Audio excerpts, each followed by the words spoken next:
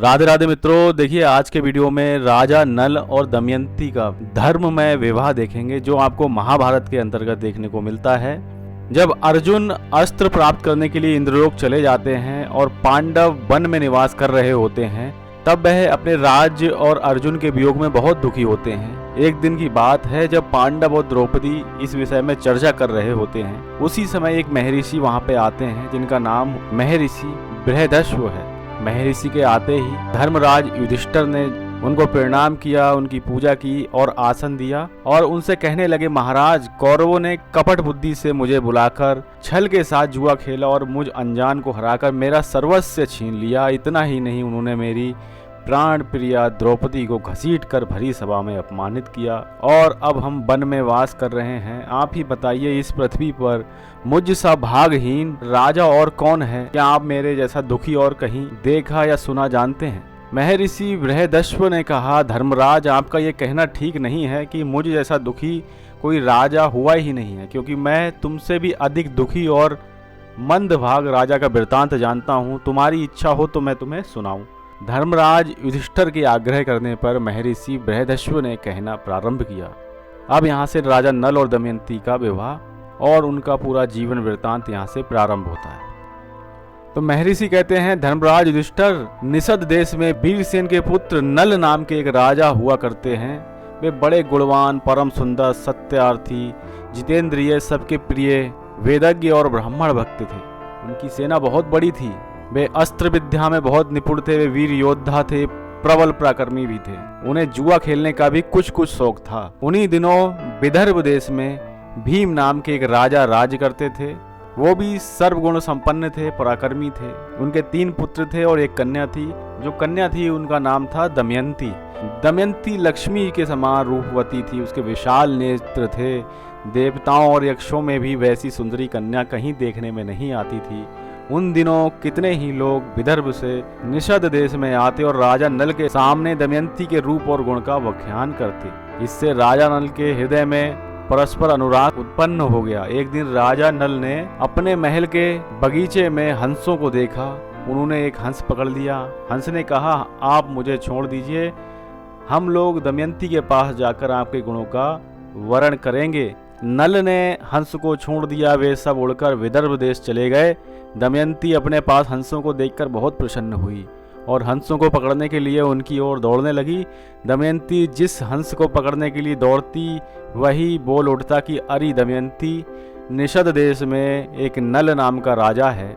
वह अश्वनी कुमार के समान सुंदर है। मनुष्यों में उसके समान सुंदर और कोई नहीं है। वह मानो कामदेव ही है।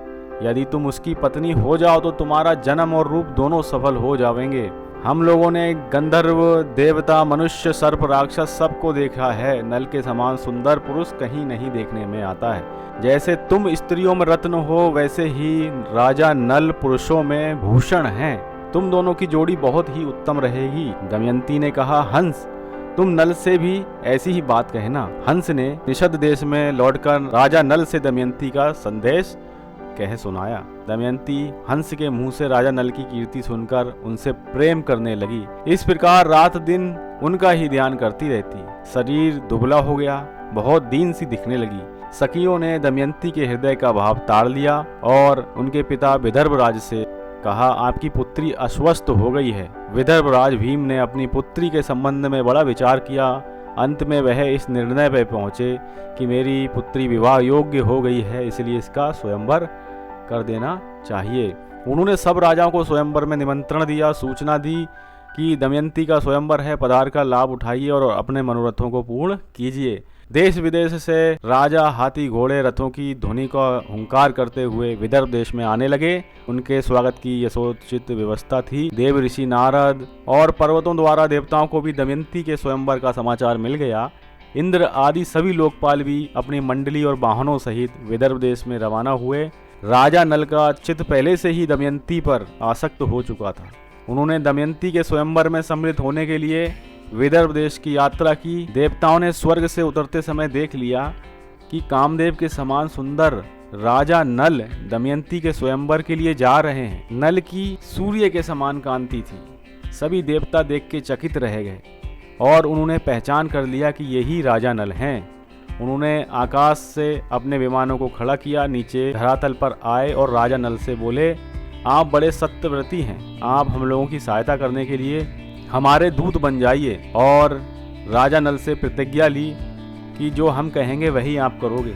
राजा नल ने विनम्र भाव से कहा, आप लोग कौन हैं, मुझे दूत क्यों बनाना चाहते हैं? इंद्र ने कहा, हम लोग देवता हैं, मैं इंद्र हूँ, ये अग्नि है और वरुण और यम, हम 4 लोग हैं। हम दमयंती के स्वयंवर के लिए जा रहे हैं और वहाँ पे तुम हमारे दूत बन के जाओ और दमयंती को बताना कि इंद्र, वरुण, अग्नि, यम इनमें से तुम किसी के साथ विवाह कर सकती हो। राजा नल ने दोनों हाथ जोड़कर कहा, देवराज, वहाँ आप लोगों के और मेरे जाने का एक ही प्रयोजन है, आप भी स्वयंवर में सम्मिलित होने जा रहे हैं और मेरी भी यही इच्छा है, इसलिए आप मुझे दूत बनाकर ना भेजें, ये उचित नहीं है। जिसकी किसी स्त्री को पत्नी के रूप में पाने की इच्छा पहले ही हो चुकी है, भला वह उसकी आशा कैसे छोड़ सकता है और कैसे मैं आपका कार्य सिद्ध कर सकता हूँ, मुझे क्षमा कीजिए। देवताओं ने कहा, राजा नल, तुम पहले हम लोगों से प्रतिज्ञा कर चुके हो कि मैं तुम्हारा काम करूँगा, अब प्रतिज्ञा मत तोड़ो, अविलंब वहाँ चले जाओ। राजा नल ने कहा, राजमहल में निरंतर कड़ा पहरा है, मैं कैसे जा सकूँगा? इंद्र ने कहा, जाओ, तुम वहाँ जा सकोगे। इंद्र की आज्ञा से राजा नल ने राजमहल में वे रोक टोक प्रवेश करके दमयंती को देखा। दमयंती और सखियाँ भी उसे देखकर अवाक रह गईं। वे इस अनुपम सुंदर पुरुष को देखकर मुग्ध हो गईं और लज्जित होकर कुछ इस प्रकार कहने लगीं। दमयंती ने अपने को संभालकर राजा नल से कहा, वीर, तुम देखने में तो बहुत सुंदर और निर्दोष जान पड़ते हो, पहले अपना परिचय तो बताओ, तुम यहाँ किस उद्देश्य से आए हो और सभी द्वारपालों ने तुम्हें रोका क्यों नहीं? राजा नल ने कहा, कल्याणी, मैं राजा नल हूँ, लोकपालों का दूत बनकर तुम्हारे पास आया हूँ। इंद्र, अग्नि, वरुण और यम, ये 4 देवता तुम्हारे साथ विवाह करना चाहते हैं, तुम इनमें से किसी एक को पति के रूप में वरण कर लो, यही संदेश मैं तुम्हारे पास लेके आया हूँ। और उन्हीं के प्रभाव से तुम्हारे महल में किसी ने मुझे नहीं रोका और ना ही कोई मुझे देख पाया। मैंने देवताओं का संदेश तुमसे कह सुनाया, अब तुम्हारी इच्छा है, तुम जो करो। दमयंती ने बड़ी श्रद्धा के साथ देवताओं को प्रणाम करके मंद मंद मुस्कुराकर राजा नल से कहा, नरेंद्र, आप मुझे प्रेम दृष्टि से देखिए और आज्ञा कीजिए, मैं यथाशक्ति आपकी सेवा करूंगी। मेरे स्वामी, मैं अपना सर्वस्व और अपने आप को भी आपके चरणों में सौंप दूंगी। आप मुझ पर विश्वास पूर्वक प्रेम कीजिए। जिस दिन से मैंने हंसों की बात सुनी है, उसी दिन से मैं आपके लिए व्याकुल हूँ। आपके लिए ही मैंने राजाओं की भीड़ इकट्ठी की है। यदि आप मुझे अस्वीकार कर देंगे तो मैं विष खाकर आग में जल के पानी में डूबकर फांसी लगा के मर जाऊंगी। राजा नल ने कहा, जब बड़े बड़े लोकपाल तुम्हारे प्रणय संबंध के प्रार्थी हैं, तब तुम मुझ मनुष्य को क्यों चाह रही हो? उन ऐश्वर्यशाली देवताओं के चरण रेणु के समान भी तो मैं नहीं हूँ। राजा नल ने कहा, जब बड़े बड़े देवता तुमसे संबंध जोड़ना चाहते हैं, तो तुम एक मनुष्य को क्यों चाह रही हो? राजा नल की बात सुनकर दमयंती घबरा गई। उसने दोनों नेत्रों में आंसू भरकर राजा नल से कहा, मैं सब देवताओं को प्रणाम करके आपको ही पति रूप में वरण कर रही हूँ, यह मैं सत्य शपथ खा रही हूँ। उस समय दमयंती का शरीर कांप रहा था, हाथ जुड़े हुए थे। राजा नल ने कहा, अच्छा, तुम ऐसा ही करो, परंतु ये तो बतलाओ कि मैं यहाँ उनका दूत बनकर संदेश पहुँचाने के लिए आया हूँ। यदि इस समय मैं अपना स्वार्थ बनाने लगूँ तो कितनी बुरी बात है। मैं अपना स्वार्थ तो कभी नहीं बना सकता, तुम्हें भी ऐसा ही करना चाहिए। दमयंती ने कहा, नरेश्वर, इसके लिए एक निर्दोष उपाय है, उसके अनुसार काम करने पर आपको कोई दोष नहीं लगेगा। वह उपाय यह है कि आप सब देवताओं के साथ स्वयंवर मंडप में आवें, मैं उनके सामने ही आपको पति रूप में वरण कर लूँगी, तब आपको कोई दोष नहीं लगेगा। अब राजा नल देवताओं के पास आए। देवताओं के पूछने पर उन्होंने कहा कि दमयंती महल में है। बाहर द्वारपाल पहरा दे रहे थे, परंतु उन्होंने आप लोगों के प्रभाव से मुझे नहीं देखा, केवल दमयंती और उसकी सखियों ने मुझे देखा। वे आश्चर्य में पड़ गईं। मैंने दमयंती के सामने आप लोगों का वरण किया, परंतु वह आप लोगों को ना चाहकर मुझसे विवाह करना चाहती है। दमयंती ने यह भी कहा है कि सब देवता आपके साथ स्वयंवर में आवेंगे, तब मैं उनके सामने ही आपका वरण कर लूँगी, जिससे आपको दोष नहीं लगेगा। जो सही बात है वह मैंने आपके सामने आपको सच सच बता दी। राजा भीम ने शुभ मुहूर्त में स्वयंवर का समय रखा और लोगों को बुलवा लिया। सब राजा अपने अपने निवास स्थान से आकर स्वयंवर मंडप में यथा स्थान बैठने लगे। पूरी सभा राजाओं से भर गई। जब सब लोग अपने अपने आसन पर बैठ गए, तब सुंदरी दमयंती अपनी अंग कांति से राजाओं के मन और नेत्रों को आकर्षित करती हुई रंग मंडप में आई। राजाओं का परिचय दिया जाने लगा। दमयंती एक एक को देखकर आगे बढ़ने लगी। आगे एक ही स्थान पर नल के समान आकार और वेशभूषा के 5 राजा इकट्ठे ही बैठे हुए थे। दमयंती को संदेह हो गया, वह राजा नल को नहीं पहचान सकी। वह जिसकी ओर देखती वही राजा नल दिखाई पड़ता। इसलिए विचार करने लगी कि मैं देवताओं को कैसे पहचानूं और ये राजा नल हैं, ये कैसे पहचानूं। उसे बड़ा दुख हुआ। अंत में दमयंती ने यही निश्चय किया कि देवताओं की शरण में ही जाना उचित है। हाथ जोड़कर प्रणाम पूर्वक मन ही मन स्तुति करने लगी। देवताओं, हंसों के मुंह से नल का वर्ण सुनकर मैंने उन्हें पति रूप में पहले ही वर्ण कर लिया है। ऐश्वर्यशाली देवताओं, आप लोग अपना रूप प्रकट कर दीजिए जिससे मैं अपने राजा नल को पहचान सकूं। देवताओं ने दमयंती का यह आर्त विलाप सुना। उन्हें दृढ़ निश्चय, सच्चे प्रेम, आत्मशुद्धि, बुद्धि, भक्ति और उनकी निष्ठा देखकर उन्होंने ऐसी शक्ति दे दी जिससे वह देवता और मनुष्य का भेद समझ सकें। दमयंती ने देखा कि देवताओं के शरीर पर पसीना नहीं है, बल्कि गिरती नहीं है। उनके गले में पड़ी हुई जो पुष्पों की माला है वह कुम्हलाती नहीं है। शरीर पर मैल भी नहीं है, पर उनके पास में ही बैठे हुए जो व्यक्ति हैं उनका पैर धरती को छूता है। माला उनके गले में जो है वह कुम्हला सी गई है, शरीर पे कुछ धूल भी है। तब दमयंती ने इन लक्षणों के अनुसार देवता और राजा नल में पहचान कर ली। फिर धर्म के अनुसार राजा नल को पति रूप में वर्ण कर लिया। दमयंती ने कुछ सकुचाकर घूंघट काढ़ लिया और नल के गले में वरमाला डाल दी। देवता और महर्षि साधु साधु कहने लगे। राजाओं में हाहाकार मच गया। राजा नल ने दमयंती का अभिनंदन किया। उन्होंने कहा, कल्याणी, तुमने देवताओं के सामने रहने पर भी मुझे पति रूप में वर्ण किया है, इसलिए तुम मुझको प्रेम परायण पति समझना। मैं तुम्हारी हर बात मानूंगा। जब तक मेरे शरीर में प्राण रहेंगे तब तक मैं तुमसे प्रेम करूंगा। ये मैं तुमसे शपथ पूर्वक सत्य बात कहता हूँ। दोनों ने प्रेम से एक दूसरे का अभिनंदन करके इंद्र आदि देवताओं की शरण ग्रहण की। देवता भी बहुत प्रसन्न हुए। उन्होंने राजा नल को 8 वरदान दिए। इंद्र ने कहा, राजा नल, तुम्हें यज्ञ में मेरा दर्शन होगा और उत्तम गति मिलेगी। अग्नि ने कहा, जब तुम मेरा स्मरण करोगे मैं वहीं प्रकट हो जाऊंगा। यमराज ने कहा, तुम्हारी बनाई हुई रसोई बहुत मीठी होगी और तुम अपने धर्म में दृढ़ रहोगे। वरुण देवता ने कहा, जब तुम चाहोगे वहीं जल प्रकट हो जाएगा। तुम्हारी माला उत्तम गंध से परिपूर्ण रहेगी। इस प्रकार 2-2 वर देकर सब देवता अपने अपने लोक को चले गए। राजा लोग भी अपने अपने स्थान को चले गए। दमयंती के पिता ने राजा नल के साथ विधि पूर्वक विवाह संपन्न करवा दिया। राजा नल कुछ दिनों तक विदर्भ देश की राजधानी कुंडिनपुर में रहे। तदनंतर दमयंती के पिता की अनुमति प्रदान करने के पश्चात पत्नी दमयंती के साथ राजा नल अपने राज्य को वापस लौट आए। इस प्रकार अपने राज्य में सुखपूर्वक राज्य करने लगे। समय आने पर राजा नल और रानी दमयंती के इंद्रसेन नाम के पुत्र और इंद्रसेना नाम की कन्या का भी जन्म हुआ। इस प्रकार यहाँ तक विवाह संपन्न होता है। अब देखिए, महर्षि बृहदश्व कहते हैं, युधिष्ठिर, जिस समय दमयंती के स्वयंवर से लौटकर इंद्र आदि देवता अपने अपने धामों को जा रहे थे, उस समय मार्ग में ही कलयुग और द्वापर से भेंट हो गई। इंद्र ने पूछा, क्यों कलयुग, कहाँ जा रहे हो? कलयुग ने कहा, मैं दमयंती के स्वयंवर में उससे विवाह करने के लिए जा रहा हूँ। इंद्र ने हंस के कहा, अजी वह तो स्वयंवर तो कभी का पूरा हो गया। दमयंती ने राजा नल को वर्ण कर लिया, हम लोग ताकते ही रह गए। कलयुग ने क्रोध में भर के कहा, हो तब तो बड़ा अनर्थ हुआ। उसने देवताओं की उपेक्षा करके मनुष्य को अपनाया, इसके लिए उसको दंड देना चाहिए। देवताओं ने कहा, दमयंती ने हमारी आज्ञा प्राप्त करके ही राजा नल को वर्ण किया है। वास्तव में राजा नल सर्वगुण संपन्न हैं और उसके योग्य हैं।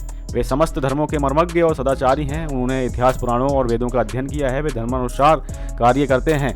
उनकी चतुरता, धैर्य, ज्ञान, तपस्या और पवित्रता देवताओं के ही समान है। उनको श्राप देना तो नरक की धड़कती आंख में गिरना है। ये कहकर देवता लोग तो वहां से चले गए। लेकिन कलयुग ने द्वापर से कहा, भाई मैं अपने क्रोध को शांत कैसे करूं? इसलिए मैं राजा नल के शरीर में निवास करूंगा। मैं उसे धर्म विमुख कर दूंगा। तब वह दमयंती के साथ नहीं रह सकेगा। इसलिए तुम भी जुए के पासों में प्रवेश करके मेरी सहायता करना। द्वापर ने उसकी बात स्वीकार कर ली। द्वापर और कलयुग दोनों ने ही नल की राजधानी में आकर निवास ग्रहण कर लिया। 12 बरस तक प्रतीक्षा की कि राजा नल कोई दोष करे, कोई उसमें दोष दिखे। एक दिन राजा नल संध्या के समय लघु शंका करने के पश्चात बिना हाथ पैर धोए आचमन करके संध्या वंदन करने बैठ गए। ये अपवित्र अवस्था देखकर कलयुग उनके शरीर में प्रवेश कर गया। साथ ही दूसरा रूप धारण करके वह पुष्कर के पास गया और बोला, तुम नल के साथ जुआ खेलो और मेरी सहायता से जुए में राजा नल को जीतकर निषद देश का राज्य प्राप्त कर लो। पुष्कर उसकी बात स्वीकार करके राजा नल के पास गया। द्वापर भी पासों का रूप धारण करके उनके साथ हो लिया। जब पुष्कर ने राजा नल से बार बार जुआ खेलने का आग्रह किया, तब राजा नल अपनी पत्नी दमयंती के सामने अपने भाई की बारंबार ललकार को सह ना सके और उसकी ये चुनौती स्वीकार कर ली। उस समय राजा नल के शरीर में कलयुग घुसा हुआ था, इसलिए राजा नल दांव में सोना चांदी रथ वाहन आदि जो कुछ उनके पास था वह सब हार गए। प्रजा और मंत्रियों ने बड़ी व्याकुलता के साथ राजा नल से निवेदन किया कि अब जो है आप यहाँ से चले जाइए। उनका कहना भी राजा नल ने नहीं माना। तब रानी दमयंती आई और बोली, महाराज आप धर्म और अर्थ के तत्वज्ञ हैं, आपकी सारी प्रजा दुखी है। आप स्वयं दुख के मारे दुबले पतले और अचेत हुए जा रहे हैं। स्वामी, नगर की राजभक्त प्रजा और मंत्रिमंडल के लोग आपसे मिलने आए हैं और आपकी ड्योढ़ी पर खड़े हैं, उनसे मिल लीजिए। लेकिन राजा नल के शरीर में तो कलयुग का आवेश था। मंत्रिमंडल और प्रजा को शोकग्रस्त होकर भी देखकर उन्होंने अपना जुआ खेलना नहीं छोड़ा और बारंबार जुआ खेलते रहे। राजा नल जुए में जो पासे फेंकते वे बराबर ही उनके प्रतिकूल गिरते। सारा धन हाथ से निकलता चला गया। दमयंती को इस बात का जब पता चला कि राजा नल अब सर्वस्व अपना हार चुके हैं, तब उन्होंने भृतसेना नाम की धाय के द्वारा राजा नल के जो सारथी थे वैष्णव नाम के, उनको बुलवाया और वैष्णव सारथी से कहा, आप महाराज के प्रेम पात्र हो। अब यह समय ऐसा है कि कोई बात आपसे भी छिपी नहीं है। संकट का समय है, इसलिए तुम इस रथ के साथ मेरे दोनों बच्चों को ले जाके कुंठी नगर में ले जाओ। तुम रथ और घोड़ों को भी वहीं छोड़ देना। तुम्हारी इच्छा हो तो वहीं रहना, नहीं तो किसी दूसरी जगह चले जाना। इतना कहते ही सारथी वैष्णव ने रानी दमयंती के अनुसार ही दोनों बच्चों के साथ वहां से प्रस्थान कर लिया कुंडी नगर के लिए। तो इस प्रकार बच्चे सुरक्षित हाथों में सौंप दिए गए और जो सारथी वैष्णव थे जिनके साथ बच्चे गए थे, स्वयं वह अयोध्या की ओर चले गए और महाराज ऋतुपर्ण के यहाँ सारथी का काम उन्होंने देखना प्रारंभ कर दिया। इधर राजा नल अपना सर्वस्व हार चुके थे और दांव पे दांव हारते ही जा रहे थे। पुष्कर ने राजा नल से कहा, अब तो तुम्हारे पास कुछ नहीं बचा है, यदि तुम चाहो तो दमयंती को दांव पे लगा सकते हो। राजा नल का हृदय फटने लगा। वे पुष्कर से कुछ कह तो ना सके। उन्होंने अपने शरीर से सब वस्त्र आभूषण उतार दिए, केवल एक वस्त्र पहने नगर से बाहर चले गए। दमयंती भी एक साड़ी में ही अपने पति के साथ बाहर चली गई। नल के मित्र संबंधी सभी को बड़ा दुख हुआ। राजा नल और दमयंती 3 रातों तक अपने नगर के बाहर ही पड़े रहे। उधर पुष्कर, जो कि राजा नल का छोटा भाई है, जिसने जुए में राजा नल को हरा दिया है और सर्वस्व उसका छीन लिया है, उसने पूरे नगर में ढिठोरा पिटवा दिया कि अगर किसी मनुष्य ने राजा नल की सहायता की तो उसको फांसी दे दी जाएगी। तो भय के मारे किसी ने राजा नल की तनिक भी सहायता नहीं की। इधर राजा नल 3 दिन और रातों तक नगर के बाहर केवल पानी पी के रहे। चौथे दिन उन्हें बहुत भूख लगी, लेकिन खाने को कुछ नहीं था, तो वो वहाँ से आगे बढ़ गए। एक दिन राजा नल ने देखा कि बहुत से पक्षी उनके पास आके बैठे हुए हैं। उनके पंख सोने के समान दमक रहे थे। तो राजा नल ने सोचा कि इनके पंख से कुछ धन प्राप्त हो सकता है। ऐसी लालसा करके वह अपना जो इकलौता वस्त्र पहने हुए थे वह भी उनके ऊपर फेंक देते हैं। अब राजा नल नंगे हो गए थे, उनके पास कोई भी वस्त्र नहीं था। इधर पक्षियों ने कहा, दुर्बुद्धे, तू नगर से एक वस्त्र पहन के निकला था, उसे देखकर हम बड़ा दुखी हो रहे थे। अब तेरे शरीर पर कोई वस्त्र नहीं रहा। हम पक्षी नहीं, जुए के पासे हैं।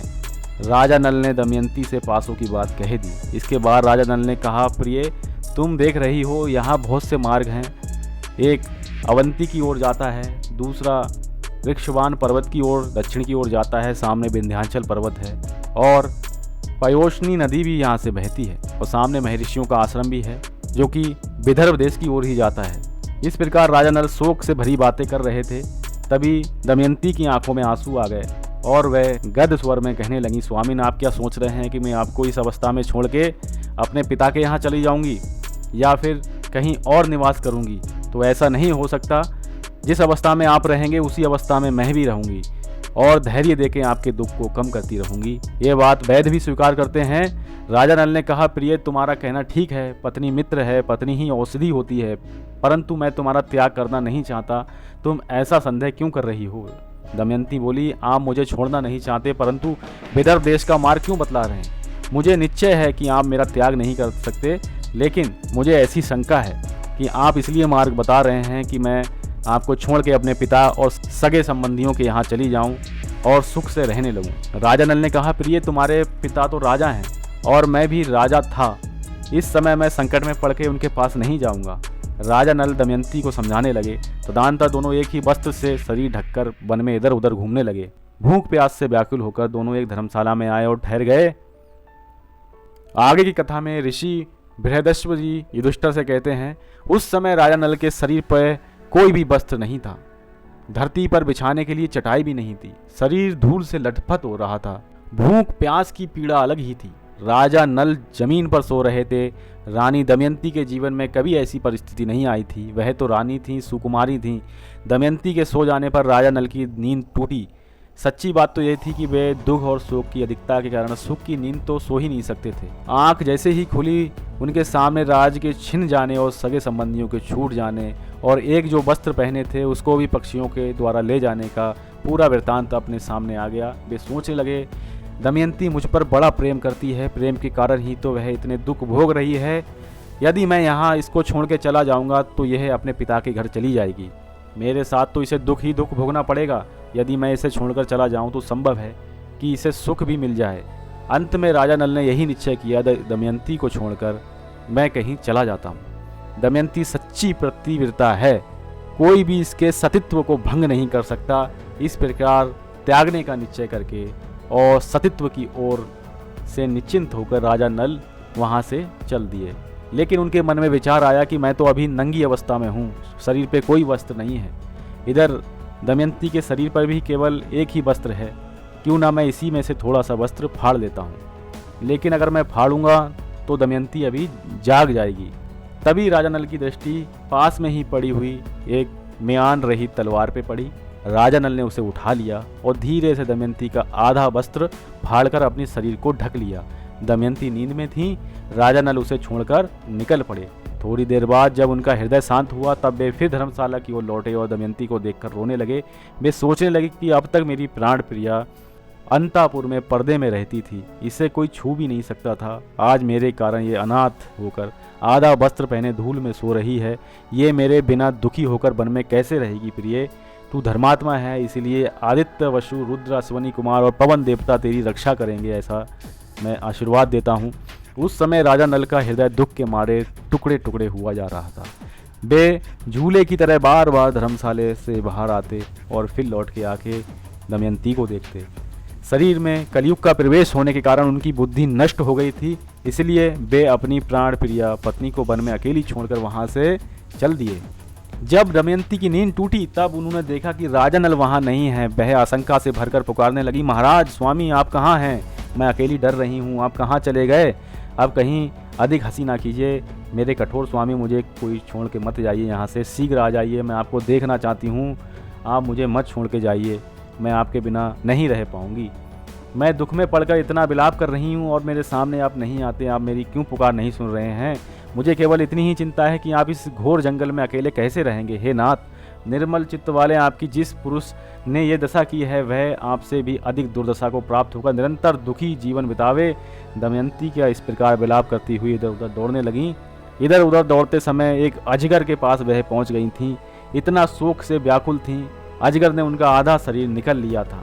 जब दमयंती ने देखा कि उनका आधा शरीर अजगर ने निकल लिया है तब भी वह अपने पति को पुकारती हैं, स्वामी, मुझे अनाथ की भांति इस अजगर के मुंह में निकल जाने से बचाइए। आप मुझे छुड़ाने के लिए क्यों नहीं आ रहे हैं?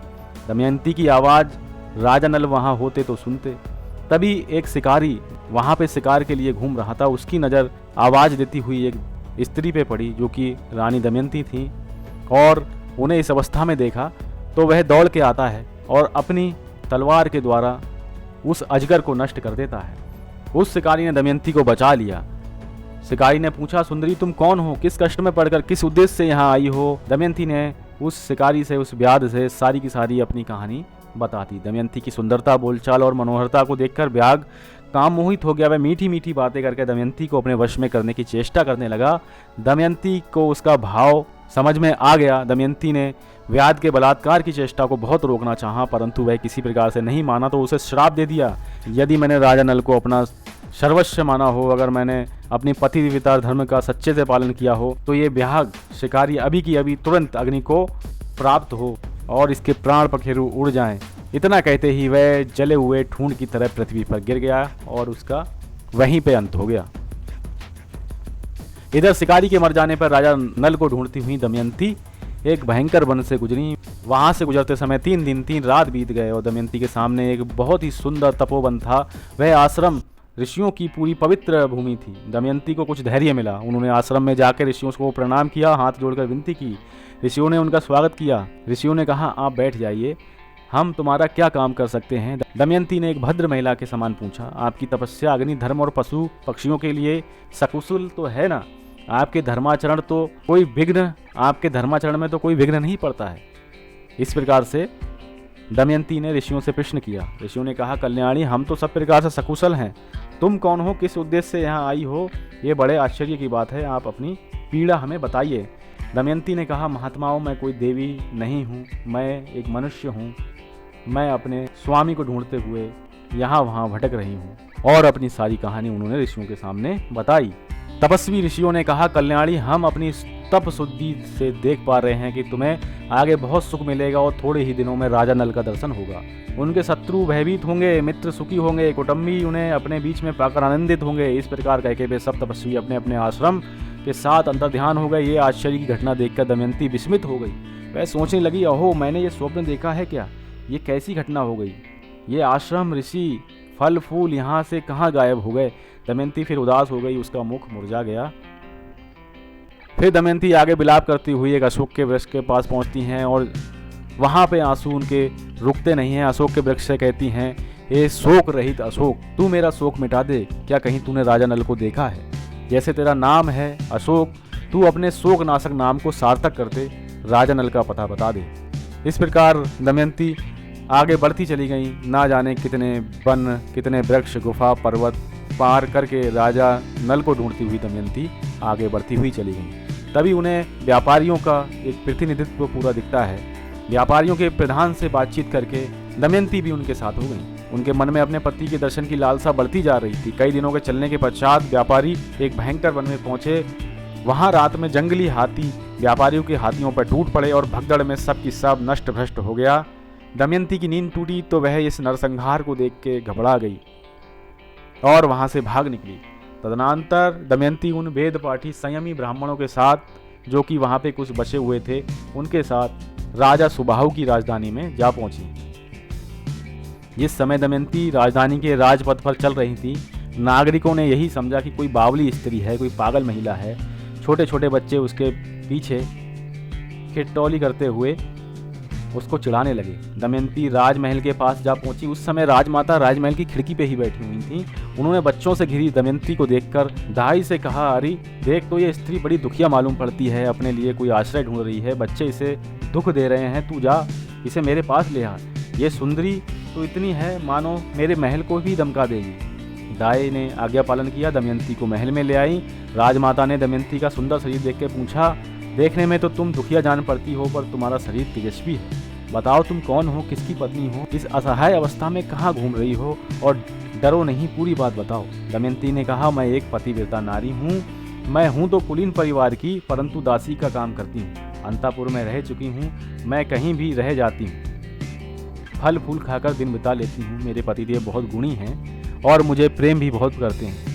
मेरे अभाग्य की बात है कि वे बिना मेरे किसी अपराध के ही रात के समय मुझे सोती हुई छोड़कर ना जाने कहीं चले गए हैं। मैं रात दिन अपने प्राणपति को ढूंढती हुई और उनके वियोग में जलती रहती हूँ। इतना कहते कहते दमयंती की आंखों में आंसू उमड़ गए और रोने लगी। दमयंती के दुख भरे विलाप से राजमाता भी व्याकुल हो गई, उनका जी भर आया। वे कहने लगी, कल्याणी, मेरा तुम पर स्वाभाविक ही प्रेम हो रहा है, तुम मेरे पास रहो, मैं तुम्हारे पति को ढूंढने का प्रबंध करूंगी।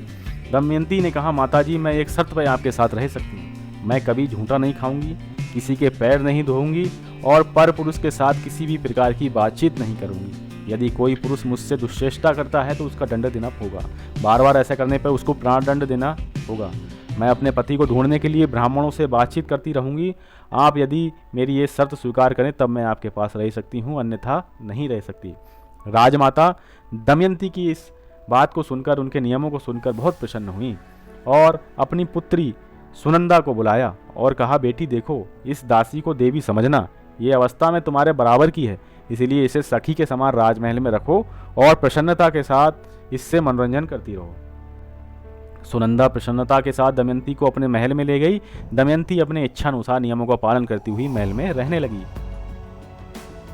इधर महर्षि बृहदश्व जी ने युधिष्ठिर से कहा, जिस समय राजा नल दमयंती को सोते छोड़ के आगे बढ़े, उसी समय वन में आग लग गई। नल कुछ ठिठक गए, उनके कानों में आवाज आई, राजा नल शीघ्र दौड़ो, मुझे बचाओ। नल ने कहा, दौड़ो मत। वे दौड़कर दावा नल में घुस गए और देखा कि नागराज हैं, एक ककोटक कुंडली मार के बैठे हुए हैं। नागराज ने हाथ जोड़कर कहा, राजन, मैं करकोटक नाम का सर्प हूँ।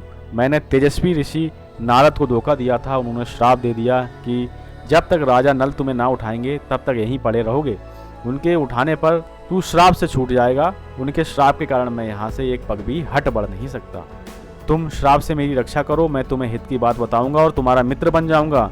मेरे भार से डरो मत, मैं अभी हल्का हो जाता हूँ। वह अंगूठे के आकार के बराबर हो गया।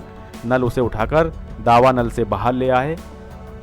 करकोटक नाग ने कहा, राजन, तुम अभी मुझे पृथ्वी पर ना डालो, कुछ पगों तक गिनती करते चलो। राजा नल ने ज्यों ही पृथ्वी पर 10वां पग डाला और कहा 10, त्यों ही करकोटक नाग ने उनको डस लिया।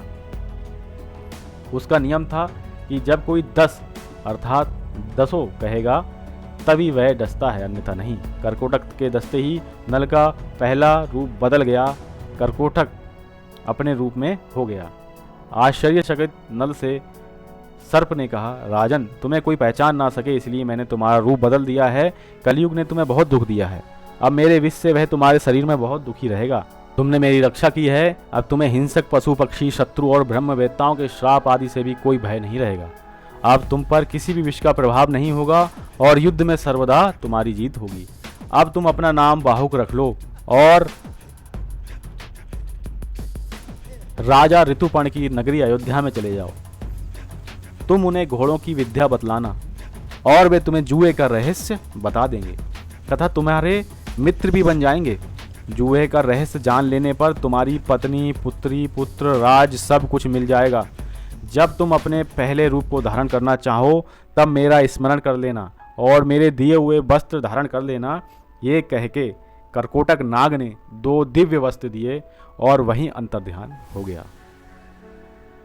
राजा नल वहां से चलकर 10वें दिन राजा ऋतुपर्ण की राजधानी अयोध्या में पहुंच गए। उन्होंने वहां राज दरबार में निवेदन किया कि मेरा नाम बाहुक है। मैं घोड़ों को हाँकने तथा उन्हें तरह तरह की चालें सिखाने का काम करता हूँ। घोड़ों की विद्या में मेरा जैसा निपुण इस समय पृथ्वी पर कोई दूसरा नहीं है। अर्थ संबंधी तथा अन्याय गंभीर समस्याओं पर भी मैं अपनी सहमति देता हूँ और रसोई बनाने में तो मेरा कोई सहानी नहीं। मैं बहुत चतुर हूँ एवं हस्त कौशल के सभी काम तथा दूसरे भी कठिन कामों को भी करने की चेष्टा करूँगा। आप मेरी आजीविका का निश्चित करके मुझे रख लीजिए। अयोध्यापति ऋतुपर्ण ने कहा, हे बाहुक, तुम भले आए। तुम्हारे जिम्मे ये सभी काम रहेंगे, परंतु मैं शीघ्रगामी सवारी को विशेष पसंद करता हूँ। इसलिए तुम ऐसा काम करो कि मेरे घोड़ों की चाल बढ़ जाए। मैं तुम्हें अश्वशाला यानी पूरे घोड़ों की सेना का अध्यक्ष बनाता हूँ। तुम्हें हर महीने सोने की 10,000 मोहरें मिला करेंगी। इसके अतिरिक्त वैष्णे और जीवल हमेशा तुम्हारे पास रहेंगे। यहाँ पे देखिए, वैष्णे वही है जो राजा नल के सारथी थे, वह भी यहाँ पे मिल जाते हैं। लेकिन राजा नल का स्वरूप बदला हुआ है, इसलिए वो राजा नल को नहीं पहचान पाते। फिर देखिए, तुम आनंद से मेरे दरबार में रहो। राजा ऋतुपर्ण से सत्कार पाकर राजा नल बाहुक के रूप में वैष्णे और जीवल के साथ अयोध्या में रहने लगे। राजा नल प्रतिदिन रात को दमयंती का स्मरण करते और कहते, हाय हाय तपस्विनी दमयंती, भूख प्यास से घबराकर थकी मांदी उस मूर्ख का स्मरण करती होगी और ना जाने कहाँ सोती होगी। भला वह अपने जीवन निर्वाह के लिए किसके पास जाती होगी। इसी प्रकार वे अनेकों बातें सोचते और इस प्रकार ऋतुपर्ण के पास रहते उन्हें कोई पहचान ना सका। जब दमयंती के पिता विदर्भ नरेश भीम को यह समाचार मिला कि मेरे दामाद राजा नल राजयूत होकर मेरी पुत्री के साथ वन में चले गए हैं, तब उन्होंने ब्राह्मणों को बुलवाया और उन्हें बहुत सा धन देकर कहा, आप लोग पृथ्वी पर सर्वत्र जाइए, हर जगह जाइए और ढूंढिए, जो ब्राह्मण एक कार्य पूरा करेगा उसको सहस्त्र गौएं दी जाएंगी, भूमि दी जाएगी। ब्राह्मण लोग बहुत ही ज़्यादा प्रसन्न हुए और राजा नल और दमयंती का पता लगाने के लिए जगह जगह विचरण करने लगे। सुदेव नाम के जो ब्राह्मण थे उन्होंने नल दमयंती का पता लगाने के लिए चेदी नरेश की राजधानी में गए। उसने एक दिन राजमहल में दमयंती को देखा। उस समय राजा के महल में पुण्य हवाचन हो रहा था और दमयंती सुनंदा एक साथ बैठकर ये मंगल कृत्य देख रही थी। सुदेव ब्राह्मण ने दमयंती को देखकर सोचा, वास्तव में ये वही भीम नंदिनी दमयंती है। मैंने इसका जैसा रूप पहले देखा था वैसा ही अब भी देख रहा हूँ। बड़ा अच्छा हुआ, इसे देख लेने से मेरी यात्रा सफल हो गई। सुदेव दमयंती के पास गया और बोला, मैं तुम्हारे भाई का मित्र सुदेव ब्राह्मण हूँ। राजा भीम की आज्ञा से तुम्हें ढूंढने के लिए आया हूँ। तुम्हारे पिता, माता और भाई सानंद में हैं। तुम्हारे दोनों बच्चे भी विदर्भ देश में सकुशल हैं। तुम्हारे बिछोड़ने से सभी कुटुंबनी प्राणहीन से हो रहे हैं और तुम्हें ढूंढने के लिए सैकड़ों ब्राह्मण पृथ्वी पर घूम रहे हैं। दमयंती ने ब्राह्मण को पहचान लिया। वह क्रम क्रम से सबका सकुशल मंगल पूछने लगी और पूछते पूछते रो पड़ी। इधर सुनंदा दमयंती को बात करते रोते देख के घबरा गई। उसने अपनी माता राजमाता के पास जाके सब हाल कहा। राजमाता तुरंत अंतापुर से बाहर निकल के आई और ब्राह्मण से पूछने लगी कि महाराज, ये किसकी पत्नी है, किसकी पुत्री है, अपने घर वालों से कैसे बिछुड़ गई, तुमने इसे कैसे पहचाना? सुदेव ने नल दमयंती का पूरा चरित्र सुनाया और कहा कि जैसे राख में दबी हुई आग गर्मी से जान ली जाती है, वैसे ही इस देवी के सुंदर रूप और ललाट से मैंने इसे पहचान लिया। सुनंदा ने अपने हाथों से दमयंती का ललाट धो दिया, जिससे उसकी बाहों के बीच में लाल चिन्ह चंद्रमा के समान प्रकट हो गया। ललाट का वह तिल देखकर सुनंदा और राजमाता दोनों ही रो पड़ी। उन्होंने 2 घड़ी तक दमयंती को अपनी छाती से सटाए रखा। राजमाता ने कहा, दमयंती, मैंने इस तिल से पहचान लिया कि तुम मेरी बहन की पुत्री हो। तुम्हारी माता मेरी सगी बहन है। हम दोनों दसार देश के राजा सुदामा की पुत्री हैं। तुम्हारा जन्म मेरे पिता के घर पे ही हुआ था। उस समय मैंने तुम्हें देखा था। जैसे तुम्हारे पिता का घर तुम्हारा है, वैसे ही ये भी घर तुम्हारा ही है, ये संपत्ति तुम्हारी है। दमयंती बहुत प्रसन्न हुई। उसने अपनी मौसी, जो कि राजमाता थी, उनको प्रणाम करते हुए कहा, हे राजमाता, हे माँ, तुमने मुझे पहचाना नहीं तो क्या हुआ, मैं रही तो यहाँ लड़की की तरह रही। तुमने मेरी अभिलाषाएं पूर्ण की हैं तथा मेरी रक्षा की है, इसमें संदेह की बात नहीं है। मैं अब यहाँ और सुख से रहूँगी, परंतु मैं बहुत दिनों से घूम रही हूँ। मेरे छोटे छोटे 2 बच्चे पिताजी के घर पे हैं। वे अपने पिता के वियोग से दुखी होते होंगे, ना जाने उनकी क्या दशा होगी। आप यदि मेरा हित करना चाहती हैं तो मुझे विदर्भ देश में भेजकर मेरी इच्छा पूर्ण कर दीजिए। राजमाता बहुत प्रसन्न हुई। उन्होंने अपने पुत्र से कहकर पालकी मंगवाई। भोजन, वस्त्र, बहुत सी वस्तुएं देकर बड़ी सेना के साथ में दमयंती को विदा कर दिया। विदर्भ देश में दमयंती का बड़ा सत्कार हुआ। दमयंती अपने भाई, बच्चे, माता पिता और सखियों से मिली। उसने देवता और ब्राह्मणों की पूजा की। राजा भीम को अपनी पुत्री के मिल जाने पर बड़ी प्रसन्नता हुई। उन्होंने सुदेव नामक ब्राह्मण को 1000 गौएं दी, गांव दिया और तथा बहुत सा धन देके संतुष्ट कर दिया। अब महर्षि युधिष्ठिर से कहते हैं, अपने पिता के घर पे अब दमयंती आ गई, विश्राम किया। दमयंती ने अपनी माता से कहा कि माताजी, आपसे सत्य कहती हूँ, यदि आप मुझे जीवित देखना चाहती हैं तो मेरे पतिदेव राजा नल को ढूंढने का प्रयास कीजिए। रानी ने बहुत दुखित होकर अपने पति राजा भीम से कहा, स्वामी, दमयंती अपने पति के बिना व्याकुल हो रही है। उसने संकोच छोड़कर मुझसे कहा है कि उन्हें ढूंढवा लीजिए, नहीं तो वो प्राण त्याग देगी। राजा ने अपने आश्रित जो ब्राह्मण थे उनको बुलवाया और कहा कि राजा नल को ढूंढ के लाइए। ब्राह्मणों ने दमयंती के पास जाकर कहा, अब हम राजा नल का पता लगाने के लिए जा रहे हैं। दमयंती ने ब्राह्मणों से कहा, आप लोग जिस राज्य में भी जाएं, वहां मनुष्यों की भीड़ में एक बात जरूर कहें, मेरे प्यारे छलिया, तुम मेरी साड़ी में से आधी साड़ी फाड़कर तथा मुझ दासी को वन में सोती छोड़कर कहाँ चले गए? तुम्हारी वह दासी अब भी उसी अवस्था में आधी साड़ी पहने तुम्हारे आने की वाट जो रही है और तुम्हारे वियोग से दुखी हो रही है। उनके सामने मेरी दशा का वर्णन कर दीजिए और ऐसी बात कहिए जिससे वह प्रसन्न हो और मुझ पर कृपा करें। मेरी बात कहने पर यदि आप लोगों को कोई उत्तर दे तो वह कौन है, कहाँ रहता है, इस बात का पता लगाइए और उसका उत्तर याद रखकर मुझे सुनाइए। इस बात का भी ध्यान रखिएगा, आप लोग ये बात मेरी आज्ञा से कह रहे हैं, ये उससे मालूम ना होने पावे। ब्राह्मणगढ़ दमयंती के निर्देशानुसार राजा नल को ढूंढने के लिए निकल पड़ते हैं। बहुत दिनों तक ढूंढने खोजने के बाद प्रणाद नामक ब्राह्मण ने महल में आकर दमयंती से कहा, राजकुमारी, मैं आपके निर्देशानुसार निषद नरेश राजा नल का पता लगाता हुआ अयोध्या जा पहुंचा। वहां मैंने राजा ऋतुपर्ण के पास जाकर भरी सभा में तुम्हारी बात दोहराई, परंतु वहां किसी ने कुछ उत्तर नहीं दिया। लेकिन जब मैं चलने लगा तब उसके बाहुक नामक जो सारथी है, एकांत में ले जाकर मुझसे उसने कुछ कहा। देवी, वह सारथी राजा ऋतुपर्ण के घोड़ों को शिक्षा देता है, स्वादिष्ट भोजन भी बनाता है, परंतु उसके हाथ छोटे और शरीर कुरूप हो गया है। उसने लंबी सांस लेते हुए रोते हुए कहा कि कुलीन स्त्रियां घोर संकट पाने पर भी अपनी सील की रक्षा करती हैं और अपने सतीत्व के बल पे स्वर्ग को जाती हैं। कभी उनका पति त्याग भी दे तो क्रोध नहीं करती, अपने सदाचार की रक्षा किया करती हैं। ब्राह्मण ने कहा, राजकुमारी, बाहुक की यह बात सुनकर मैं तुम्हें सुनाने के लिए आया हूँ। तुम जैसा उचित समझो करो, चाहूँ तो महाराज से भी कह दो। ब्राह्मण की बात सुनकर दमयंती की आंखों में आंसू आ गए। उसने अपनी माँ से एकांत में कहा, माताजी, आप ये बात पिताजी से ना कहिए। मैं सुदेव ब्राह्मण को इस काम में नियुक्त करती हूँ। जैसे सुदेव ने मुझे शुभ मुहूर्त में यहाँ पहुँचाया था, वैसे ही वही ब्राह्मण सुदेव शुभ शगुन देखकर अयोध्या जाएं और मेरे पतिदेव को लाने की युक्ति करें। इसके बाद दमयंती ने प्रणाद का सत्कार करके उन ब्राह्मण को विदा कर दिया और दूसरे ब्राह्मण जो सुदेव ब्राह्मण हैं उनको बुलाया। दमयंती ने सुदेव से कहा, ब्राह्मण देवता, आप शीघ्र से शीघ्र अयोध्या नगरी में जाकर राजा ऋतुपर्ण से यह बात कहिए कि भीमपुत्री दमयंती फिर से स्वयंवर अपनी स्वेच्छानुसार पतिवरण करना चाहती है। बड़े बड़े राजा और राजकुमार जा रहे हैं। स्वयंवर की तिथि कल ही है, इसलिए यदि आप पहुंच सकें तो आ जाइए। नल के जीने अथवा मरने का किसी को पता नहीं है, इसलिए वह कल सूर्योदय के समय दूसरा पति वरण करेगी।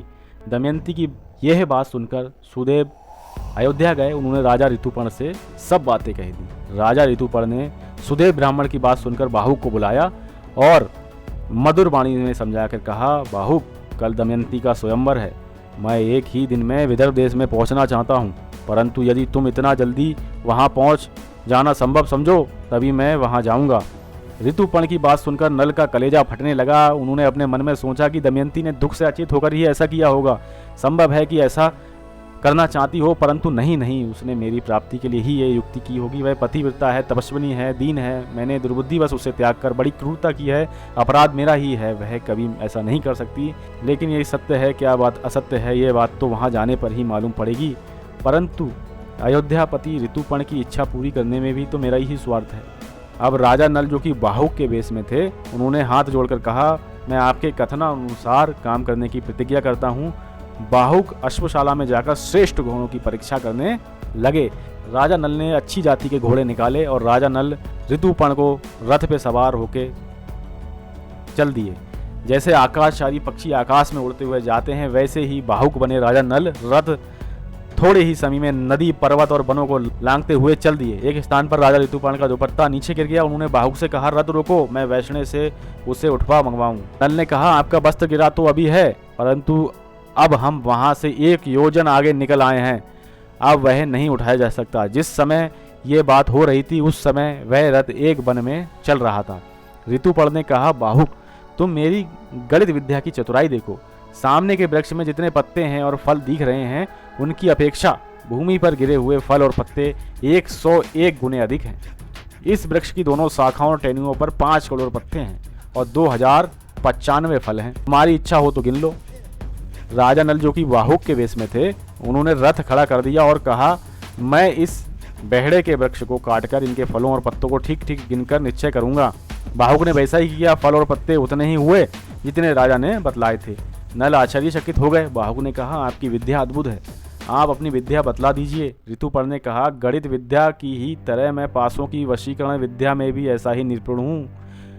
राजा नल, जो कि बाहुक के वेश में थे, उन्होंने कहा, आप मुझे ये विद्या सिखा दें तो मैं आपको घोड़ों की विद्या भी सिखा दूंगा। ऋतुपर्ण को विदर्भ देश पहुंचने की बहुत जल्दी थी और अश्व विद्या सीखने का भी लोभ था, इसलिए उन्होंने राजा नल को पासों की विद्या सिखा दी और कहा कि अश्व विद्या तुम मुझे पीछे सिखा देना, मैंने उसे तुम्हारे पास धरोहर के रूप में छोड़ दिया। जिस समय राजा नल ने पासों की विद्या सीखी, उसी समय कलयुग करकोटक नाग के तीखे विष को उगलता हुआ नल के शरीर से बाहर निकल गया।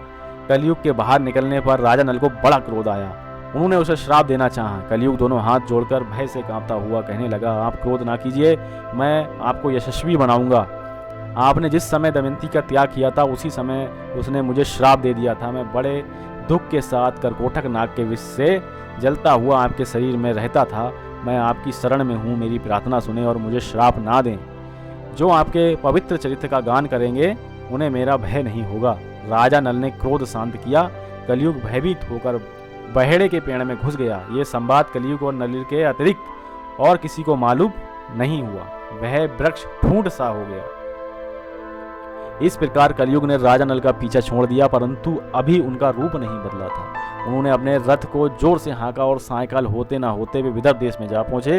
राजा भीम के पास समाचार भेज दिया। उन्होंने ऋतुपर्ण को अपने यहाँ बुला लिया। अयोध्यापति राजा ऋतुपर्ण के रथ की झंकार से दिशाएं गूंज उठी। कुंठिन नगर में राजा नल के बे घोड़े भी रहते थे जो उनके बच्चों को लेकर आए थे। रथ की घड़घड़ाहट से उन्होंने राजा नल को पहचान लिया और वे पूर्ववत प्रसन्न हो गए। दमयंती को भी वह आवाज वैसी ही जान पड़ी। दमयंती कहने लगी, इस रथ की घड़घड़ाहट मेरे चित्त में उल्लास पैदा करती है। अवश्य ही इसको हाँकने वाले मेरे पति देवी हैं। यदि आज वे मेरे पास नहीं आएंगे तो मैं धधकती आग में कूद पड़ूंगी। मैंने कभी हंसी खेल में भी उनसे झूठ बात कही हो, उनका कोई अपकार किया हो, प्रतिज्ञा करके तोड़ दी हो, ऐसी याद नहीं आती। वे शक्तिशाली, क्षमावान, वीरदाता और एक पत्नी व्रती हैं। उनके वियोग से मेरी छाती फट रही है। दमयंती महल की छत पर चढ़कर रथ का आना और उस सारथी का उतरना देखने लगी। अब महर्षि बृहदश्व जी आगे कहते हैं युधिष्ठिर से, वृद्धव नरेश, भीम ने अयोध्यापति ऋतुपर्ण का खूब स्वागत सत्कार किया। ऋतुपर्ण को अच्छे स्थान पर ठहरा दिया। उन्हें कुंडिनपुर में स्वयंवर का कोई चिन्ह नहीं दिखाई पड़ा। दमयंती के पिता राजा भीम को इस बात का बिल्कुल पता नहीं था कि अयोध्यापति राजा ऋतुपर्ण मेरी पुत्री के स्वयंवर का निमंत्रण पाकर यहाँ आए हुए हैं। उन्होंने कुशल मंगल के बाद पूछा कि आप यहाँ किस उद्देश्य से पधारे हैं। ऋतुपर्ण ने स्वयंवर की कोई तैयारी न देखकर निमंत्रण की बात दबा ली और कहा, मैं तो केवल आपको प्रणाम करने के लिए ही यहाँ पे चला आया हूँ। भीम सोचने लगे कि 100 योजन से भी अधिक दूरी कोई प्रणाम करने के लिए ही आ सकता है क्या। आगे चल के ये बात खुल ही जाएगी। भीम ने बड़े सत्कार के साथ आग्रह करके ऋतुपर्ण को अपने यहाँ रख लिया। बाहुक जो कि राजा नल थे, वैष्णव के साथ मिलकर अश्वशाला में घोड़ों की सेवा में संलग्न हो गए। दमयंती अकुल होकर सोचने लगी कि रथ की ध्वनि तो मेरे पतिदेव के रथ के समान ही जान पड़ती है, परंतु उनके कहीं दर्शन नहीं हो रहे हैं। हो ना हो वैष्णव ने उनसे रथ विद्या सीख ही ली होगी, इसी कारण रथ उनका मालूम पड़ता है। संभव है ऋतुपर्ण को भी यह विद्या मालूम हो। उसने अपनी दासी को बुलाकर कहा कि हे दासी केशनी, तू जा इस बात का पता लगा कि वह कुरूप सा जो पुरुष दिख रहा है, संभव है ये ही हमारे पतिदेव हों। मैंने ब्राह्मणों के द्वारा जो संदेश भेजा था वही उसे बतलाना और उसका उत्तर सुनकर मुझे कहना। केशनी ने जब बाहुक से बातें की, बाहुक ने राजा के आने का कारण बताया और संक्षेप में वैष्णव तथा अपनी अश्वविद्या एवं भोजन बनाने की चतुरता का परिचय दिया। केशनी ने कहा, बाहुक, राजा नल कहाँ है? क्या तुम जानते हो अथवा तुम्हारा साथी वैष्णव जानता है? बाहुक ने कहा, केशनी, वैष्णव राजा नल के बच्चों को यहाँ छोड़कर चला गया था। उसे उनके संबंध में कुछ भी मालूम नहीं है। इस समय नल का रूप बदल गया है। वे छिपकर रहते हैं। उन्हें या तो स्वयं वे ही पहचान सकते हैं या उनकी पत्नी दमयंती, क्योंकि वे अपने गुप्त चिन्हों को दूसरों के सामने प्रकट करना नहीं चाहते। केशनी राजा नल विपत्ति में पड़ गए थे, इसी से उन्होंने अपनी पत्नी का त्याग किया। दमयंती को अपने पति पर क्रोध नहीं करना चाहिए। जिस समय वे भोजन की चिंता में थे, पक्षी उनके वस्त्र लेकर उड़ गए। उनका हृदय पीड़ा से जर्जरित था। ये ठीक है कि उन्होंने अपनी पत्नी के साथ उचित व्यवहार नहीं किया, फिर भी दमयंती को उनकी दुर्व्यवस्था पर विचार करके क्रोध नहीं करना चाहिए। ये कहते नल का हृदय खिन्न हो गया। आंसुओं से आंसू आ रहे थे। वे रोने लगे। केशनी ने दमयंती के पास आकर वहाँ की सब बात और उनका रोना बतलाया। अब दमयंती की आशंका और भी दृढ़ होने लगी कि यही राजा नल हैं। उसने दासी से कहा कि हे केशनी, तू फिर बाहुक के पास जा और उसके पास बिना बोले खड़ी रहना। उसकी चेष्टाओं पर ध्यान देना। वह आग मांगे तो मत देना, जल मांगे तो देर कर देना और एक एक चरित्र मुझको आकर बतलाना। केशनी फिर बाहुक के पास गई और उसके देवताओं एवं मनुष्यों के समान बहुत से चरित्र देखकर लौट आई। दमयंती से कहने लगी, राजकुमारी, बाहुक ने जल, थल और अग्नि पर सब तरह से विजय प्राप्त कर ली है। मैंने आज तक ऐसा पुरुष ना कहीं देखा है और ना सुना ही है। यदि कहीं नीचा द्वार आता है तो वह झुक कर नहीं चलता है, द्वार अपने आप ही ऊंचा हो जाता है। वह बिना झुके ही निकल जाता है। छोटे से छोटा छेद भी उसके लिए गुफा बन जाता है। वहाँ जल के लिए जो घड़े रखे थे वे उसकी दृष्टि पड़ते ही जल से भर गए। उसने फूंस का फूला लेकर सूर्य की ओर देखा और वह जलने लगा। इसके अतिरिक्त वह अग्नि का स्पर्श करके भी नहीं जलता है। पानी उसकी इच्छानुसार बहता है। वह जब अपने हाथ से फूलों को मसलने लगता है तब वे कुमलाते नहीं हैं और प्रफुल्लित और सुगंधित दिखते हैं। इन अद्भुत लक्षणों को देखकर मैं तो भौचक्की सी रह गई और बड़ी शीघ्रता से तुम्हारे पास चली आई। दमयंती बाहुक के कर्म और चेष्टाओं को सुनकर निश्चित रूप से जान गई कि अवश्य ही मेरे पतिदेव हैं। उसने केसनी के साथ अपने दोनों बच्चों को नल के पास भेज दिया। बाहुक इंद्रसेना और इंद्रसेन को पहचान कर उनके पास आ गए। दोनों बच्चों को छाती से लगाकर गोद में बैठा लिया। राजा नल जो बाहुक के वेश में थे अपनी संतानों से मिलकर घबरा गया और रोने लगा। उसके मुख पर पिता के समान स्नेह के भाव प्रकट होने लगे। तदनंतर बाहुक ने दोनों बच्चों को केसनी को दे दिया और कहा, ये बच्चे मेरे दोनों बच्चों के समान ही हैं, इसीलिए मैं इन्हें देखकर रो पड़ा। केसनी, तुम बार बार मेरे पास आ जाती हो, लोग ना जाने क्या सोचने लगेंगे, इसलिए यहाँ मेरे पास बार बार मत आया करो। तुम जाओ। केसनी ने दमयंती के पास आकर वहाँ की सारी बातें बता दी। अब दमयंती ने केसनी को अपनी माता के पास भेजा और कहलाया कि माता जी, मैंने आज राजा नल समझकर बार बार बाहुक की परीक्षा करवाई है। अब मुझे केवल उसके रूप के संबंध में ही संदेह रह गया है। अब मैं स्वयं उसकी परीक्षा करना चाहती हूँ, इसलिए आप बाहुक को मेरे महल में आने की आज्ञा दे दीजिए अथवा उसके पास जाने की आज्ञा मुझे दे दीजिए। आपकी इच्छा हो तो ये बात पिताजी को बतला दीजिए, या ना इच्छा हो तो मत बतलाइए। रानी ने पति भीम से अनुमति ली और बाहुक को रनिवास में बुलवाने की आज्ञा दे दी। बाहुक बुला लिया गया। दमयंती के देखते ही नल का हृदय एक साथ ही शोक और दुख से भर गया। वे आंसुओं से नहा गए। बाहुक की आकुलता देखकर दमयंती भी शोकग्रस्त हो गई। उस समय दमयंती गेहुआ वस्त्र पहने हुए थी, केसों की जटा बंध गई थी, शरीर मलिन था। दमयंती ने कहा, बाहुक, पहले एक धर्मज्ञ पुरुष अपनी पत्नी को वन में सोती हुई छोड़कर चला गया था, क्या कहीं तुमने उसे देखा है? उस समय वह स्त्री थकी मांदी थी, नींद से अचेत थी। ऐसी निरपराध स्त्री को पुण्य श्लोक निषद नरेश के सिवा और कौन पुरुष निर्जन वन में छोड़ सकता है? मैंने जीवन भर में जानबूझकर उनका कोई भी अपराध नहीं किया है, फिर भी वे मुझे वन में सोती छोड़कर चले गए। इतना कहते कहते दमयंती के नेत्रों से आंसुओं की झड़ी लग गई। दमयंती के विशाल सांवले एवं रत्नार्य नेत्रों से आंसू टपककर देखकर राजा नल को रहा नहीं गया। वे कहने लगे, प्रिय, मैंने जानबूझकर ना तो राज्य का नाश किया, ना तो तुम्हारा त्याग किया। ये तो कलयुग की करतूत थी। मैं जानता हूँ कि जब से तुम मुझसे बिछड़ी हो तब से रात दिन मेरा ही स्मरण चिंतन करती रहती हो। कलयुग मेरे शरीर में रहकर तुम्हारे श्राप के कारण जलता रहता था। मैंने उद्योग और तपस्या के बल से उस पर विजय प्राप्त कर ली और अब तुम्हारे दुख का अंत आ गया है। कलयुग अब मुझे छोड़कर चला गया है। मैं एकमात्र तुम्हारे लिए ही यहाँ आया हूँ। ये तो बतलाओ कि तुम मेरे जैसे प्रेमी और अनुकूल पति को छोड़कर जिस प्रकार दूसरे पति से विवाह करने के लिए तैयार हुई हो, क्या कोई दूसरी स्त्री ऐसा कर सकती है क्या? तुम्हारे स्वयंवर का समाचार सुनकर ही तो राजा ऋतुपर्ण बड़ी शीघ्रता के साथ यहाँ पे आए हुए हैं। दमयंती ने हाथ जोड़कर कहा, आर्यपुत्र, मुझ पर दोष लगाना उचित नहीं है। आप जानते हैं कि मैंने आपके सामने प्रकट देवताओं को छोड़कर आपको वरण किया है। मैंने आपको ढूंढने के लिए बहुत से ब्राह्मणों को भेजा था और वे मेरी कही बात दोहराते हुए चारों ओर घूम रहे थे। प्रणाद नामक ब्राह्मण अयोध्यापुरी में आपके पास भी पहुंचा था।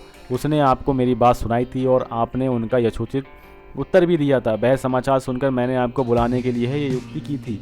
मैं जानती हूँ कि आपके अतिरिक्त दूसरा कोई मनुष्य नहीं है जो एक दिन में घोड़ों के रथ से 100 योजन पहुँच जाए। मैं आपके चरणों में स्पर्श करके शपथ पूर्वक सत्य सत्य कहती हूँ कि मैंने कभी मन से भी पर पुरुष का चिंतन नहीं किया है। यदि मैंने कभी मन से भी पाप कर्म किया हो तो निरंतर भूमि पर विचरने वाले वायुदेव, भगवान सूर्य और मन के देवता चंद्रमा मेरी प्राणों का नाश कर दें। ये तीनों देवता सकल भूमंडल में विचरते हैं, वे सच्ची बात बतला दें और यदि मैं पापनी हूँ तो मुझे त्याग दें। उसी समय वायु ने अंतरिक्ष में स्थित होकर कहा, राजन, मैं सत्य कहता हूँ कि दमयंती ने कोई पाप नहीं किया है। इसने 3 वर्ष तक अपने उज्ज्वल शील व्रत की रक्षा की है। हम लोग इसके रक्षक रूप में रहे हैं और इसकी पवित्रता के साक्षी हैं। इसने स्वयंवर की सूचना तो तुम्हें ढूंढने के लिए ही दी थी। वास्तव में दमयंती तुम्हारे योग्य है और तुम दमयंती की योग्य हो। कोई शंका ना करो, इसे स्वीकार करो। जिस समय पवन देवता ये बात कह रहे थे उस समय आकाश से पुष्पों की वर्षा होने लगी, देवताओं की दुंदुभियां बजने लगीं, शीतल मंद सुगंध वायु चलने लगी। ऐसा अद्भुत दृश्य देखकर राजा नल ने अपना संदेह छोड़ दिया और नागराज ककोटक का दिया हुआ वस्त्र ओढ़कर उसका स्मरण किया। उनका तुरंत शरीर पूर्ववत राजा नल वाला सुंदर शरीर हो गया। दमयंती राजा नल को पहले रूप में देखकर उनसे लिपट गईं और रोने लगीं। राजा नल ने भी प्रेम के साथ दमयंती को गले से लगाया और दोनों बालकों को छाती से लिपटाकर उनके साथ प्यार की बात करने लगे। सारी रात दमयंती के साथ बातचीत करने में ही बीत गई। प्रातःकाल होने पर नहा धो सुंदर वस्त्र पहनकर दमयंती और राजा नल अपने ससुर भीम के पास गए और उनके चरणों में प्रणाम किया। भीम ने बड़े आनंद से उनका सत्कार किया, आश्वासन दिया। बात ही बात में ये समाचार सर्वत्र पहुंच गया। नगर के नर नारी आनंद में भरकर उत्सव मनाने लगे। देवताओं की पूजा हुई। जब राजा ऋतुपर्ण को यह बात मालूम हुई कि बहू के रूप में तो राजा नल ही थे जो हमारे यहाँ घोड़ों की सेवा करते थे, तब उन्हें बड़ा आनंद हुआ। उन्होंने नल को अपने पास बुलवाकर क्षमा मांगी। राजा नल ने उनके व्यवहारों की उत्तमता बताकर प्रसन्नता की और उनका सत्कार किया। साथ ही उन्हें अश्वविद्या भी सिखा दी। राजा ऋतुपर्ण किसी दूसरे साथी को लेके अपने नगरी अयोध्या में चले गए। राजा नल 1 महीने तक कुंडल नगर में ही रहे।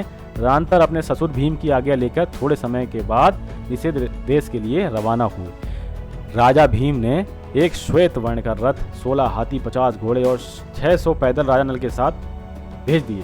अपने नगर में प्रवेश करके राजा नल पुष्कर से मिले और बोले कि या तो तुम कपट भरे जुए का खेल फिर से मुझसे खेलो या धनुष पर डोरी चढ़ाओ। पुष्कर ने हंसकर कहा, अच्छी बात है, तुम्हें दांव पर लगाने के लिए फिर धन मिल गया। आओ अब की बार तुम्हारे धन और दमयंती को भी जीत लूंगा। राजा नल ने, अरे भाई जुआ खेल लो, बकते क्या हो, हार जाओगे तो तुम्हारी क्या दशा होगी जानते हो। जुआ होने लगा। राजा नल ने पहले ही दांव में पुष्कर के राज रत्नों के भंडार, उसके प्राणों को भी जीत लिया। उसने पुष्कर से कहा कि यह सब राज्य मेरा हो गया, अब तुम दमयंती की ओर आंख उठाकर भी नहीं देख सकते। तुम दमयंती के सेवक हो। अरे पुष्कर, अरे मूढ़, पहली बार भी तुमने मुझे नहीं जीता था। वह काम कलयुग का था, तुम्हें इस बात का पता नहीं है। मैं कलयुग के दोष को तुम्हारे सिर नहीं मरना चाहता। तुम अपना जीवन सुख से बिताओ, मैं तुम्हें छोड़ देता हूँ। तुम पर मेरा प्रेम पहले की समान ही रहेगा। तुम मेरे भाई हो, मैं कभी तुम पर अपनी आंख टेढ़ी नहीं करूंगा। तुम 100 वर्ष तक जियो। राजा नल ने इस प्रकार कहकर पुष्कर को धैर्य दिया और उसे अपने हृदय से लगाकर वहां से जाने की आज्ञा दी। पुष्कर ने हाथ जोड़कर राजा नल को प्रणाम किया और कहा, जगत में आपकी अक्षय कीर्ति हो और आप 10,000 वर्ष तक सुख से जीवित रहें। आप मेरे अन्नदाता और प्राणदाता हैं। पुष्कर बड़े सत्कार और सम्मान के साथ 1 महीने तक राजा नल के नगर में ही रहा। तदनंतर सेना सेवक और कुटुंबियों के साथ अपने नगर में चला गया। राजा नल भी पुष्कर को पहुंचाकर अपनी राजधानी में लौट आए। सभी नागरिक, साधारण प्रजा तथा मंत्रिमंडल के लोग सभी राजा नल को पाकर बहुत प्रसन्न हुए। उन्होंने रोमांचित शरीर से हाथ जोड़कर राजा नल से निवेदन किया, राजेंद्र, आज हम लोग दुख से छुटकारा पाकर सुखी हुए हैं। जैसे देवता इंद्र की सेवा करते हैं वैसे ही आपकी सेवा करने के लिए हम सब आए हैं। घर घर आनंद मनाया जाने लगा। चारों ओर शांति फैल गई। बड़ी बड़ी उत्सव होने लगे। राजा नल ने सेना भेजकर दमयंती को बुलवाया।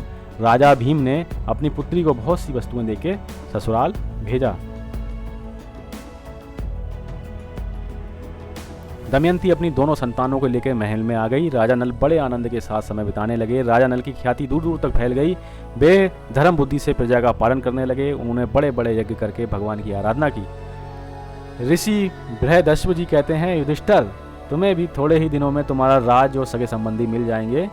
राजा नल ने जुआ खेलकर बड़ा भारी दुख मोल ले लिया था। उसे अकेले ही सब दुख भोगना पड़ा, परंतु तुम्हारे साथ तो भाई हैं, द्रौपदी हैं और बड़े बड़े विद्वान सदाचारी ब्राह्मण भी हैं। ऐसी दशा में शोक करने का तो कोई कारण ही नहीं बनता। संसार की स्थितियां सर्वदा एक सी नहीं रहती। ये विचार करके भी उनकी अभिवृद्धि और हास्य में चिंता नहीं करनी चाहिए। नागराज, ककोटक, दमयंती, नल और ऋतुपर्ण की ये कथा कहने से और सुनने से कलयुग के पापों का नाश होता है और दुखी मनुष्यों को धैर्य मिलता है।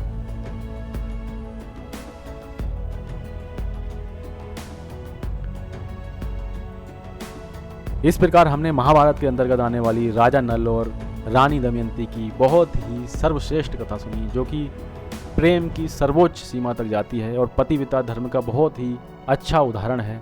साथ ही साथ पत्नी वीरता धर्म का भी एक सर्वोच्च उदाहरण मिलता है। तो हमारे सनातन धर्म में ऐसी बहुत सी कहानियाँ आपको मिल जाएंगी। अनंत कथाएं हैं जो सीख देती हैं किस प्रकार से जीवन अच्छे से जिया जा सकता है। एक बार प्रेम से बोलेंगे, राधे राधे, राधे श्याम।